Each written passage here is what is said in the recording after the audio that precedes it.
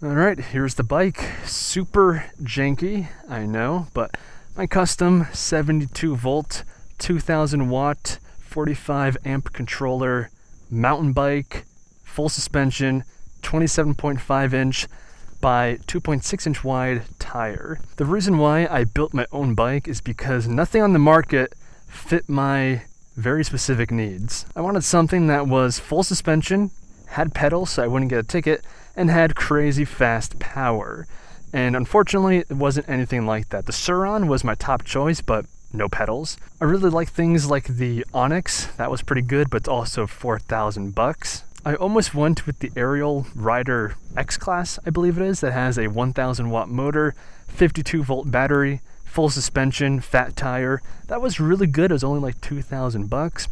But the issue was, it wasn't modular and upgradable, because I really wanted a 72 volt battery because it's awesome. And with that bike, if they release a new one a year from now that is 72 volt, my bike would be outdated. And I didn't want to be in that situation because it's quite a hefty investment. And with this path, it's all custom. The seat is custom, this thing is custom, this rear shock is custom, the front forks I haven't changed out yet. That's like the last thing I have to change. I just put on this riser handlebar. It's 90 millimeters, which is 3.5 inches rise. I put that on literally an hour ago. I'm about to ride it for the first time, so you guys are gonna see my reaction to that. And yeah, everything's custom. That's what I like about this. Having a rear rack really makes this way more utilitarian. This isn't its final form. I know it's very unconstitutional looking. I want to get a rack that attaches to this. On Amazon, there's one option and it's $120. I think right now it is on sale, but still like almost $100. That is the proper solution, but I'm just way too cheap to spend $100 on a rack. This is a D&M air shock that I upgraded. This is the Mongoose Ledge X1 bike, and the rear shock that it came with was trash. The reason why you buy this bike is just for the frame, so you can put in better shocks. So I bought that. That was like $100 in and of itself. Also, blinkers. I have a tail light with integrated blinkers, and I control it with this. In fact, let me put it on to show you guys. I'm very proud of this. So, like the left blinker, for example. Look at that. I have blinkers now. It makes me feel good when riding my bike because people in cars do not give a shit about your life if you're on a bike, apparently. I just upgraded the rear disc brake to this kind of floating design, and it's pretty high quality. It was only $12, so now I'm gonna order one for the front. This is the default disc brake that the bike came with, and it squeaks. Apparently that's the cause, so I'm excited to get that disc brake here as well. I have mechanical disc for now. It's okay, it's not a big deal. The last thing I want to point out to you guys is that if you make a custom e-bike with a hub motor, you need 2 torque arms. That's what this monstrosity is right here, and you have to attach it with purpose. So I wrapped wire around the frame of my bike, and it's symmetrical on both sides. So here's the other one wrapped around with wire, and this thing isn't budging. Both of them are super tight on the frame. You can kind of see both of them from the back here.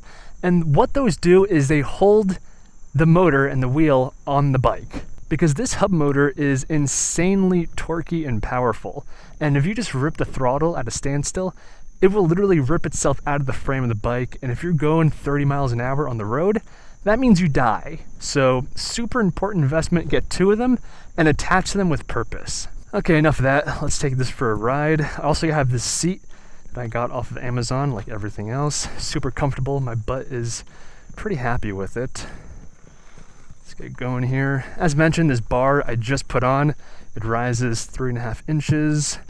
First time riding with it, so let's see if it makes my riding position any more comfortable. And I want to go ahead and preemptively apologize for any wind noise. I have 2 dead cats on my mic, and the mic is in my helmet, but somehow there's still some wind noise, so I guess I just suck at life. Let's get on the bike. Even though I have those double torque arms, I don't like to just rip the throttle from a standstill because this is a DIY, extremely janky e-bike, and anything can happen with it. So I like to kind of pedal a little bit, get up to speed. I'm in level 2 right now. I have a thumb throttle, by the way. Boom. So this speedometer is about 1.5 miles an hour too fast, but it's pretty close. Hey, the riding position is quite nice with these handlebars. Oh yeah. It's a huge improvement. 3.5 inches, who would have guessed? As mentioned, the battery is 72 volts. Right now it's at like 74 volts, so like a 55-60% battery, because that's kind of how it works for you e-bike newbies. Your voltage goes down. It's basically a battery percentage. So like if your voltage on a 72 volt battery is like 60, that means you should probably charge it. And a fully charged battery is like 4 volts. And of course, when the battery's fully charged, it's way more torquey. So right now, it'll be only like 73. It's not as torquey as it could be. So I just stepped it up to the third level of power assist. This is bringing me about 23 miles an hour. Pretty nice.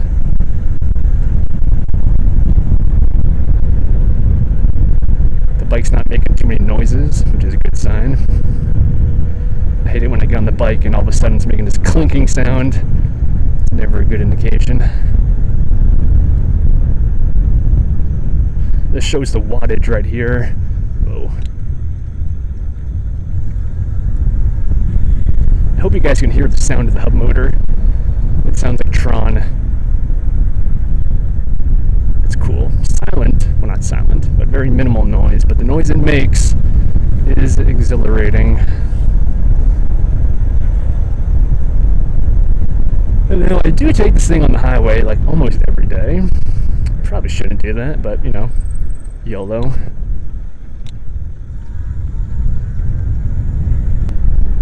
So I think one of my future videos is going to be riding an e-bike on the highway in traffic. That could work as a title on YouTube. Now let me step it up. Well, after this intersection, I'll put it to level 4, which is not the fastest. The fastest is 5.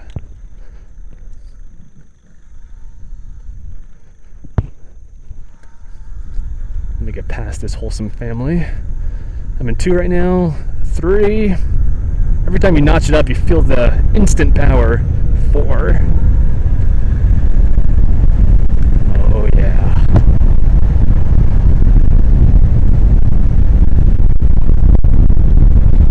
Heading about 30 miles an hour. Fuck, let's go to 5.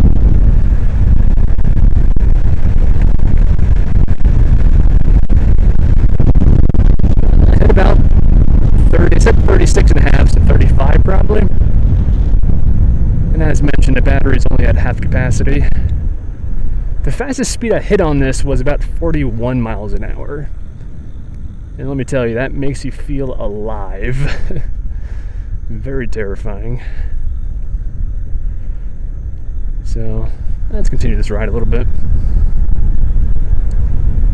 Ooh. Animals. Wow. Would you look at that? Yeah, so if you guys have been thinking about getting an e-bike, do it. I mean, all in with all the little upgrades I've been doing with this, it's probably costing me a little shy of $2,000. The bike itself was $400. The e-bike kit I got from China, so that saved me quite a bit of money, but it took like a month to actually get the damn thing. Oh yeah, blinkers. There we go. Now the person that's not behind me knows I'm turning left. I'm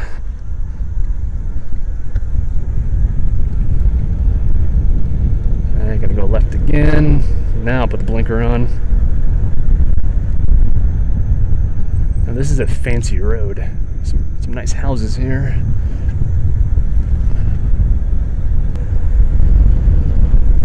Yeah.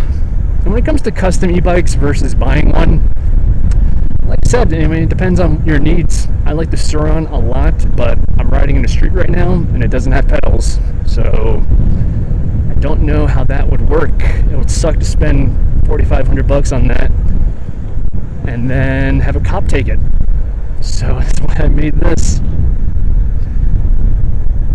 I mean, having an electric mountain bike is pretty awesome. The reason why I chose mountain bike is because the tires are pretty beefy and full suspension.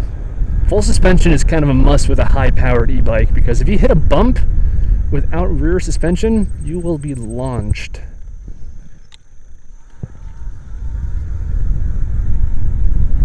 Boom. And again, having those double torque arms on the hub motor give me confidence to hit the throttle like that, because without it, it might just come loose my back wheel. But yeah, that's gonna be the end of this video. Like it, subscribe, all that kind of stuff. I'm gonna try to make this content pretty often. So if you guys want to see something with my custom e-bike, me pedaling for the first time, let me know what you guys want to see. Range test, all that kind of stuff. This should have about 40 miles of range, because it is a 72 volt 20 amp hour battery, which is awesome. So yeah, hope you guys enjoyed the video. Let me know what you guys want to see next. And yeah, I'm gonna go now.